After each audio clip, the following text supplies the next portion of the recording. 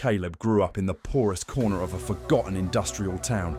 Cracked buildings, flickering streetlights, the distant hum of power lines. His father died when Caleb was only 4, beaten by 8 shepherds after trying to stop them from killing a stray dog. That night, lightning struck the valley, and Caleb remembered the light more than the screams. He was left with his mother, 8 hungry siblings, and a stepfather, an alcoholic, violent man who saw Caleb's intelligence as defiance. But Caleb had something different inside him, an obsession with patterns. He watched the streetlights flicker and traced them in his mind like musical notes. By 10, he could rebuild broken radios from trash. By 16, he read physics textbooks scavenged from dumpsters, scribbling equations on scrap paper. Every night, when the stepfather stumbled home drunk, Caleb would sneak into an abandoned power station. There, he studied the way electricity moved, believing energy was alive, remembering every hum, flash, and crackle.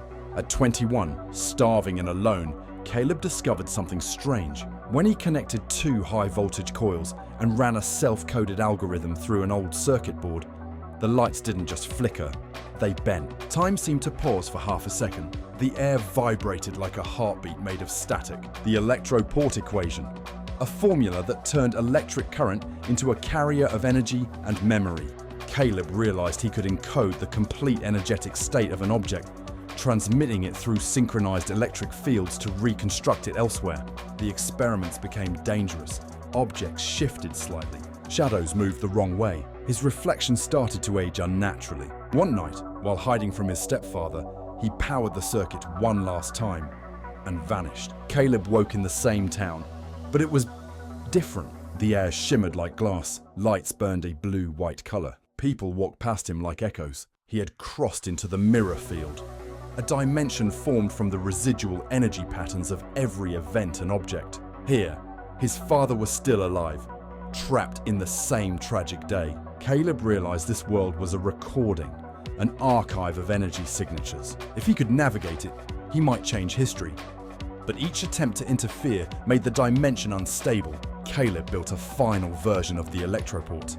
2 massive coils spinning in opposite directions, forming a storm of energy. He faced a choice: stay in the mirror field and save his father, risking both dimensions collapsing, or return to his own world, sharing the discovery to advance humanity, but losing his family forever. He whispered to the machine, "Energy never dies.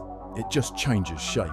Maybe love does the same. The room exploded in blue-white light. A pulse swept across both dimensions. Caleb vanished, leaving only a glowing sphere and scribbled equations. Decades later, Dr. Maya Rhodes, a young physicist, discovers Caleb's notebooks and the pulsing sphere.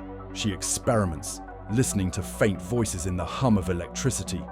Caleb's consciousness encoded in energy, waiting. She whispers, "One day, we'll understand you."